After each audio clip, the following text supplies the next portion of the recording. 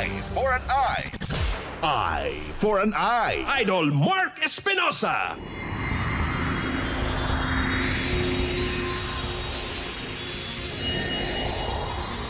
Kayo pa rin po ay nakatutok po sa number 1 Music and News FM sa lalawigan po ng Pangasinan. Ito pa rin po ang 104.7 IFM Dagupan. Kasama nyo pa rin po Idol Mark Espinosa.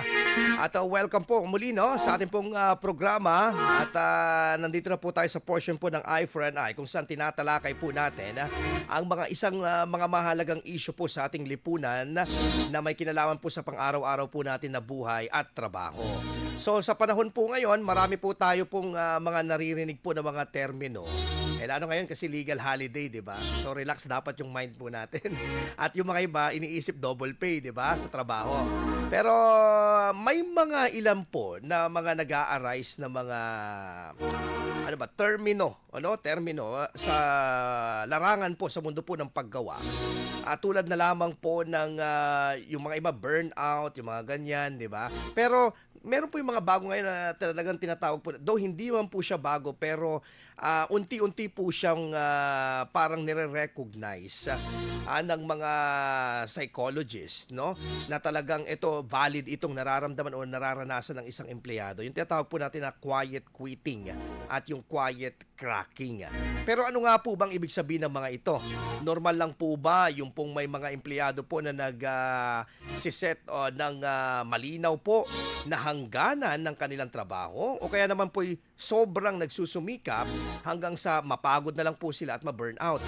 Ngayong araw po makakasama po natin po ng isang special po natin na panauhin, isang psychologist po at siya din po ang founder, director and CEO po ng sana mabanggit ko ng tama ito, Wund Psychological Institute. Yan. At syempre, busy-busy to si Sir kasi kaliwat kanan yung mga invitation at pang-model din. Kaya nga napaunlakan tayo ngayong umaga po na ito. Pabatiin muna po natin po para po alamin po natin ang kanilang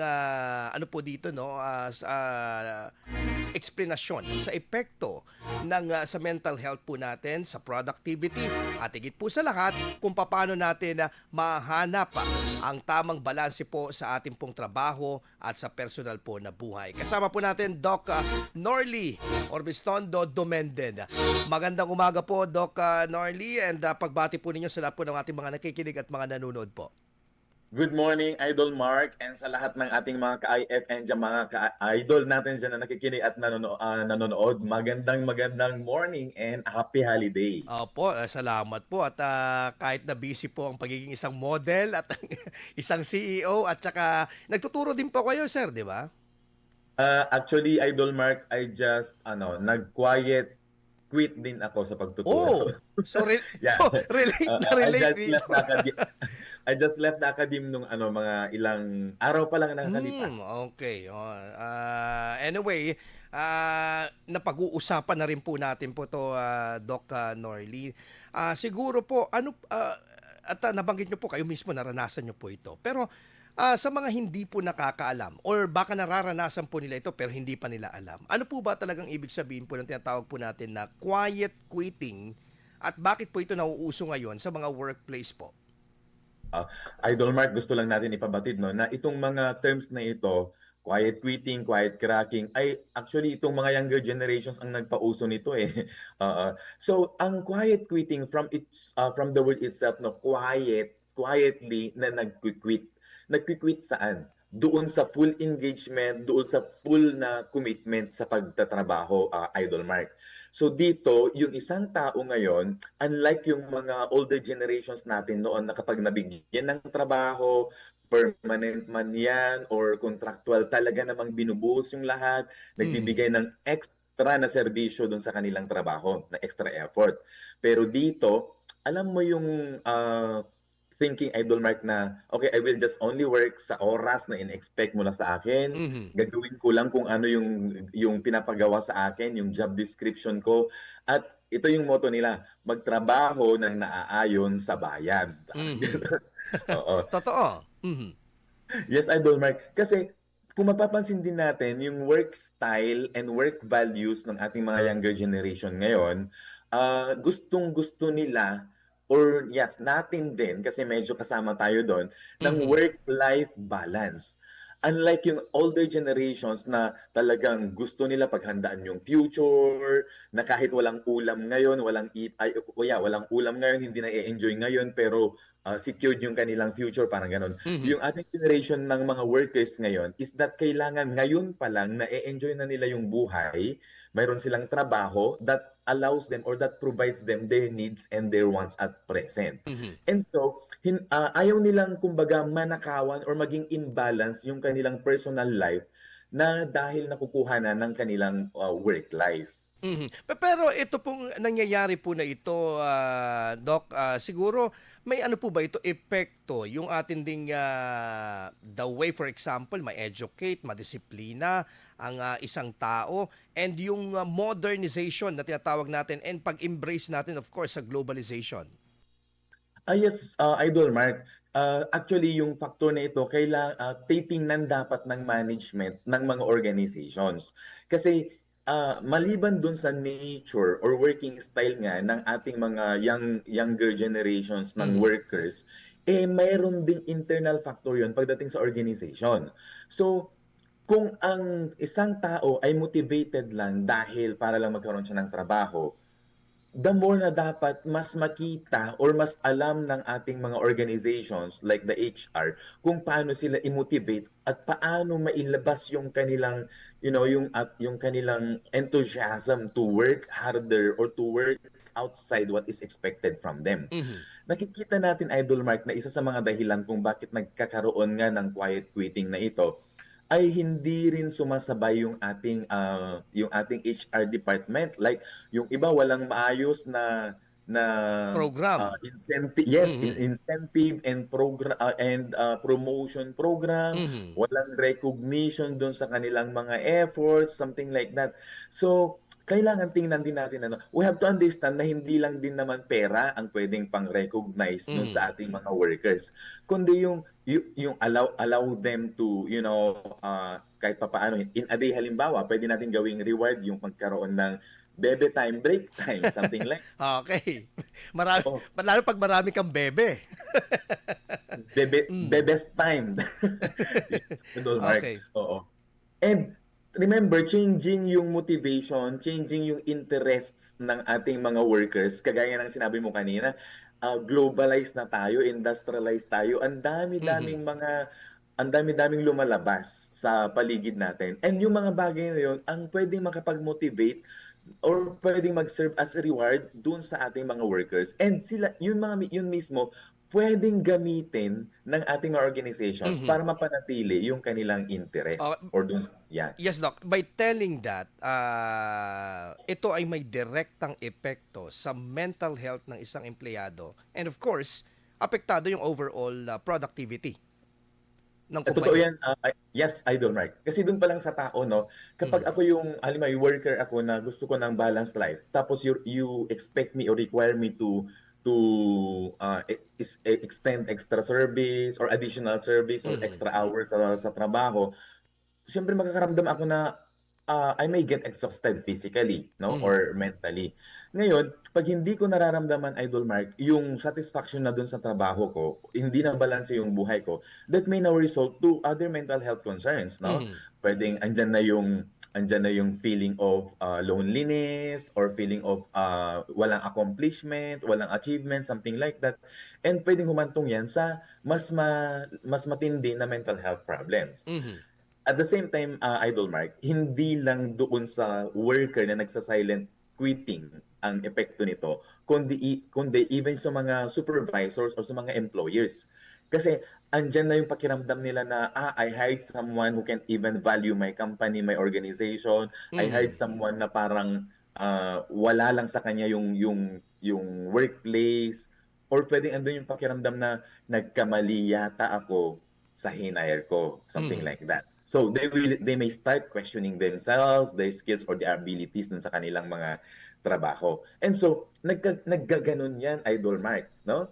At kapag pakiramdam ng employer at the same time yung employee na parang hindi na maganda yung relationship, it may lead now dun sa another term natin na sinasabi, which is the silent cracking. Okay. Pero anyway, Doc, dito pa rin sa ano sa silent or quiet quitting na ito, may mas malala ba na pwedeng epekto ito sa isang empleyado?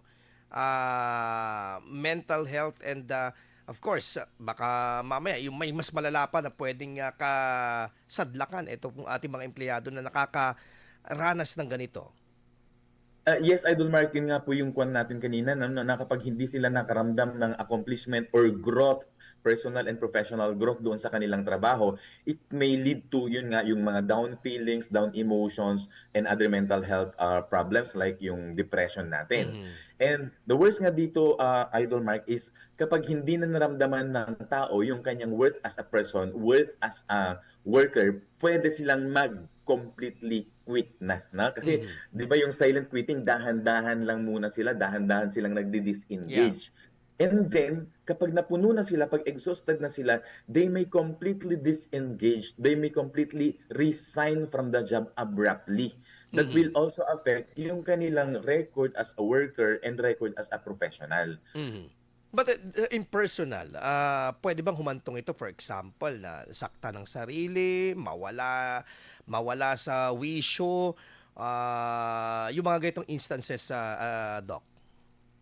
Idol Mark, very rare naman yung dumarating sa point ng pananakit ng sarili, ano.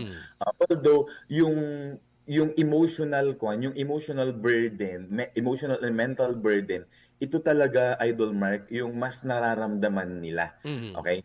And so, kapag naghalo-halo na yung mga emotion na yan, pag naging confused na yung kanilang emotion na yan, it may lead now to, alam mo, yung passive aggressiveness, Idol Mark, no? Ito kumbaga yung kunwari they will make themselves appear like they're alright, ayos lang, pero deep inside nakakaramdam sila ng inis. Ngayon, yung inis or yung frustration or yung anger na yan, Idol Mark, really naman na na-express siya inwardly kaya sinasaktan yung sarili. Rather, they are expressed in subtle ways outwardly. So na yung pwedeng sinasadya na nila na maging inefficient sila, no? Or pwedeng yung mga pasaring or yung mga plastikan galore, no? Towards other towards co-workers, towards the employers, or even towards the organization. And that may impair now yung kanilang personal and professional relationship. At again, parang secondary na lang or corollaries na lang yung magiging effect niya dun sa ating mental health, Idol Mark. In diagnosing yung ganitong klase po, lalong-lalo na yung mga nakikinig po sa atin po na may mga may-ari ng kumpanya, mga HR, mga manager, paano po ito? Like for example, when they tawag dito, may mga sinyales na ganito po ang kanilang empleyado, what should be the approach of the organization, of course, the management? Idol Mark, unang-una, paano makikita ito or paano ma-assess ito? Yes. So napakaganda na yung mga organizations, yung mga managers natin is engaged sila, no? Or personal na nakikipag-interact sila doon sa kanilang mga tauhan para ma-observe nila directly yung kanilang mga tauhan. So nandyan yung kung wala ba kung oras na ba halimbawa alas 5 pa lang, Idol Mark, naka-log out na gano'n. So ibig sabihin 4:45 naka-ready na siyang umuwi, something like that. So tingnan natin yung kanilang mga habits at work, no? During lunch break ba, kailangan bang nabubuo ba niya talaga yung 1 hour or less than 1 hour, bumabalik na siya sa kanyang post, something like that. Paano sila makipag-interact sa kanilang mga kapwa-empleyado, sa mga clients, or paano nila gawin yung kanilang mga trabaho, dapat tinitingnan natin yon.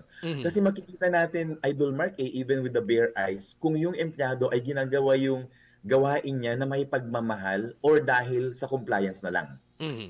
Pangalawa, Idol Mark, napaka-importante yung research pagdating sa workplace pa rin. So yung research, not necessarily na talagang malalimang research yan, kundi yung mga survey forms, no, mga casual interviews natin sa kanila ay ginagawa para ma-assess natin, are they still happy?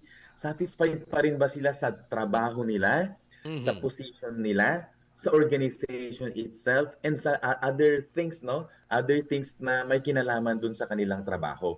Kasi Idol Mark, kapag nawalan na nga ng sense of job satisfaction itong mga empleyado natin na ito, doon pwedeng mag-umpisa nga yung quiet quitting na yan, no? That Okay. may also result doon sa losses ng organization. Okay, so mahalaga itong sinasabi niyo that you really, like for example, ikaw bilang HR manager, ikaw bilang isang manager o isang CEO for example, you need to engage also na in a portion na sa buhay ng iyong empleyado. Alam mo yung kanilang whereabouts.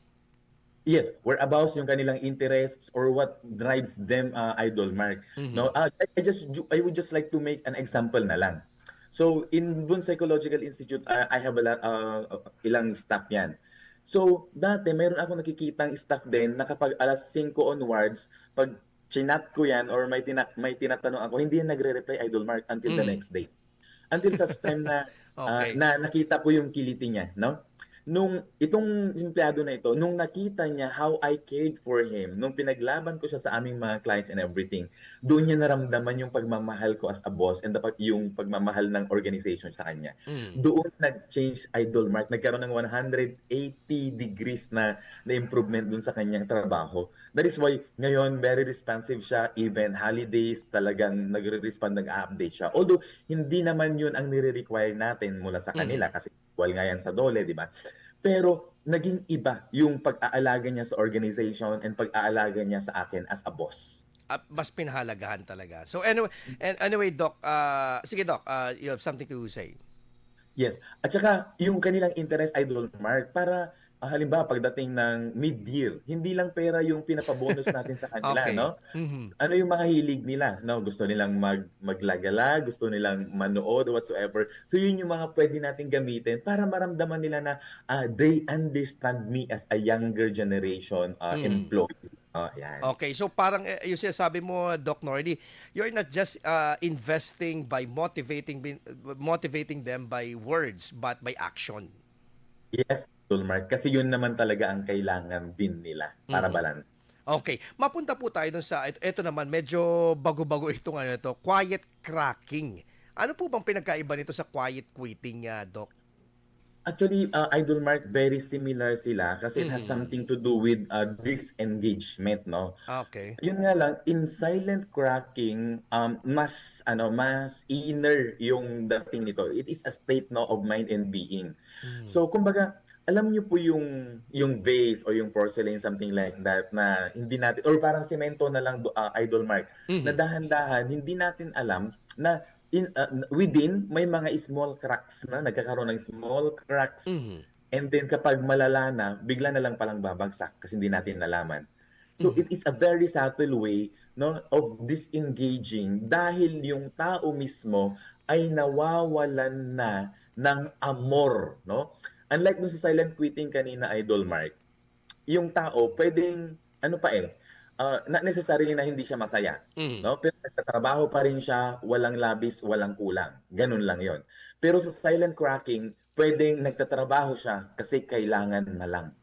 Nagtatrabaho siya Even kasi wala nang choice. even Doc, kapalit nito minsan stress, anxiety or burnout minsan, ginagawa na lang nila just to Idol Mark, actually ito nga ay pwedeng magdala or ito yung nagli-lead ngayon doon sa burnout. Kasi, like for example, Idol Mark, sa trabaho, medyo stressful. That's the normal amount pa lang, no, is stress. Ngayon, parang hindi na ako masaya, no? Hindi na ako contented sa trabaho ko na to. Pero wala akong mahanap na trabaho sa ngayon. Or kailangan ko ng income sa ngayon. So pipilitin ko yung sarili ko ngayon, physically, emotionally, mentally, to fit in the job or to do the job. No? So, dahil nga pinipilit ko yung sarili ko, mas na-exhaust ako physically, mentally, no, emotionally. At yun ngayon, yung burnout, Idol Mark. Kasi when we say burnout, nagkakaroon ng exhaustion physically, mentally, and emotionally. So, yung silent cracking, hurt ka na inside or you are no longer complete, hindi ka na okay inside, pero pinipilit mo pa rin, no? Para kang may trangkaso pero pinipilit mong pumasok pa rin kaya mas lalong lumalala, something like that, Idol Mark. Okay. And Idol Mark, maliban doon sa silent cracking na nararanasan ng empleyado, pwedeng mechanism din ito ng mga employers. Ito yung pambawi ng mga employers. sa mga employees na hindi nila masyadong ma-feel or hindi na nila magalaw-galaw. Like for example, sa government service, Idol Mark, Mm. may mga regular employees na tayo diyan na hindi natin malipat na, hindi na natin magalaw, something like that.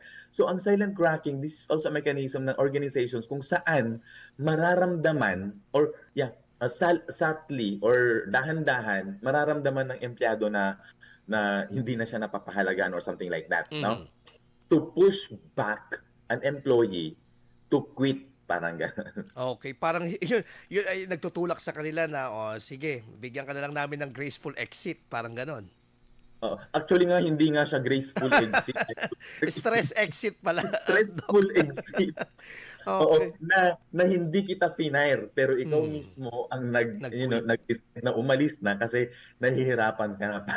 Mhm. Gano'n po, Idol Okay, Mark. pero Doc, dito, gaano kaano po ito, kalala ang puwedeng maapektuhan po yung tinatawag natin na workplace culture? Itong dalawa na ito na, tinatalakay natin, itong, quiet quitting and quiet cracking. Idol Mark, at stake yung growth ng ating organization kapag nagkaroon ng quiet quitting and quiet cracking. Mhm. Kasi doon pa lang sa quiet quitting, di ba, Idol Mark, kung ang isang tao na nagki-quiet quit ay nandyan pa rin, na-tolerate, no? Hindi naman natatanggal whatsoever, Mhm. pwede makita yun ng ibang employees na, pwede naman pala na gawin lang kung ano yung trabaho or magtrabaho lang ng naaayon sa bayad, something like Mhm. that. So kung karamihan sa organization, Idol Mark, ay gano'n na lang yung ginagawa, sakto-sakto na lang, wala man lang extra effort to improve yung kanilang staff, no? Mhm. Mag ma mahirap, hindi ma mahihirapang umusad yung organization po natin.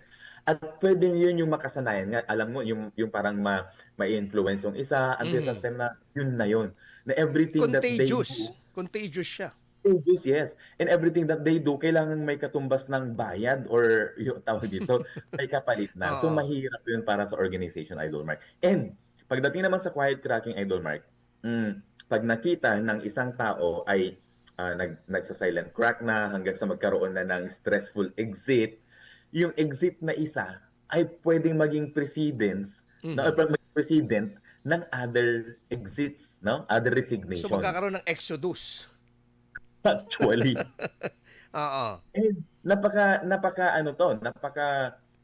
costly nito sa ating organizations kasi mag-start tayo ulit sa hiring, Mhm. training, and everything, no? It will be parang napakahirap na proseso para sa ating mga organizations.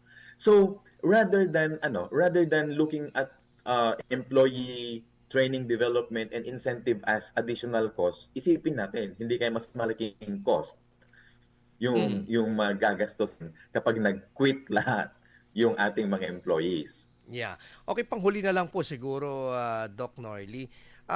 Ano po kaya ang puwedeng practical tips ninyo, lalo po sa mga empleyado po ngayon na nakikinig, na gustong protektahan po yung kanilang sarili, in terms of mental health aspect, nang hindi po umabot po sa ganitong punto, yung, quiet quitting and or quiet cracking? Idol Mark, napaka-importante siguro na magkaroon sila ng tamang knowledge nga about human behavior, about handling people. They must mindset, Idol Mark. Mhm. They need to understand na yung mga minamanage natin noong una, like yung ating mga Gen X and older, ay iba na dito, no? Yung mga younger Mhm. generations natin, mga Gen Y, Alpha Gens natin, iba yung kanilang working style, iba yung interest nila, iba yung kanilang motivation sa pagtatrabaho ngayon. So they need to have this mind shift na iba na yung minamanage nila, ibang generation na yung minamanage nila.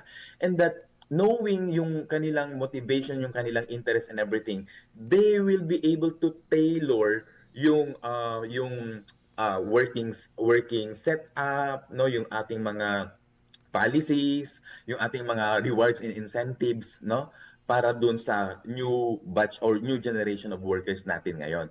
Kasi kahit mayroon kang incentive or rewards and incentive program in place, kung hindi naman yun yung swak doon sa interest ng ating mga workers ngayon, Mhm. sayang lang din. Oo. So they have to protect themselves. At the same time, Idol Mark, itong mga younger workers natin ngayon, no, yung relationship nila with coworkers and even with employers, alam mo yung mas personal ang dating.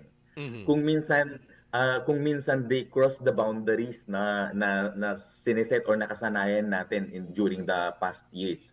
So employers, no, or yung mga managers or bosses should should observe and keep that boundary. It's all right to make them feel valued. It's all right to interact with them, no, i-embrace them, no? Pero kailangan makita pa rin nila yung boundaries na yon para hindi rin, para hindi masakit sa atin or hindi tayo ma-prone dun sa pagko-cross nila that may lead to dissatisfaction or violation ng ating mga policies. And at the same time, managers should also be more aware din dun sa kanilang mga stressors, ano yung kanilang mga personal and professional issues. Kasi para ma-manage nila yon. Kasi kung minsan, pag nag-pile up yung mga personal and professional issues natin as managers, no, there's a tendency na naibabato natin yon or naaapektuhan yung relationship natin, yung management style natin dun sa ating mga tao that may trigger, no, or that may switch yung kanilang button to quiet quit or to quiet crack. Cracking. Yun, nako. Napaka-helpful po nito and very timely kasi syempre, yung pong mga empleyado natin, tama yung sinabi niyo, nagbabago yung kanilang perspektibo at yung pananaw nila, lalo na itong mga new generations na ito. So anyway, Doc Norly, baka yung mga gusto po, for example, na baka gusto nilang ma-diagnose na andun na sila sa stage na yon, pwede ba silang bumisita? Anong araw open ba ang inyo pong clinic? Yes, Idol Mark, thank you for that. Open po tayo Monday to Saturday, including po yung ating mga special holidays from 8 to 9. Pero para mas madali po, you can also check our page, that's Bond Psychological Institute, WUNDT, sa ating Facebook. And you can book an appointment there or you can also inquire po, no, dun sa ating mga services doon. Pero bago ang consultation, pakiramdaman nyo muna yung inyong mga sarili na ito lang, Idol Mark, gusto ko lang iwan yung isa sa mga salient features na pwede nating maramdaman kapag nagsa-silent quit or nagsa-silent crack na tayo, no? Para kahit hindi kayo magpa-konsulta, para magkaroon kayo ng idea na alam nyo yung when you wake up in the morning at naisip mo na pupunta na naman ako sa trabaho and then you feel negatively, like you're sad or naiiyak kayo, baka palatandaan na yan. At habang paparating kayo sa trabaho nyo, mas lalong tumitindi yung bigat or yung lungkot o yung naiiyak na nararamdaman, baka palatandaan baka mas seryoso na yan. So pag nararamdaman nyo mga yon, talk to your HR manager, talk to your manager or anybody in the workplace na pwedeng makatulong sa iyo. Or you may consult the Boone Psychological Institute sa Dagupan City, Urdaneta, and even sa Vigan City. Doc Norly Orbiston Domenden, ang founder and CEO po ng Vont pa. Ang tama pronunciation ko, Doc? Vont? Yes, medyo German tayo, Idol German. Mark. Okay, mabuhay po kayo. Yaman kami, Doc, and until sa next na makabulang po na discussion po natin. Yes, Idol Mark. Thank you so much po. Maraming salamat po. Idol, susunod na po ang RMN News Nationwide, the sound of the nation. At yan po ang kabuuan po ng ating pong usapin at balitaan ngayong umaga po ng Lunes. Impormasyon, intriga, issue. Eye for an eye.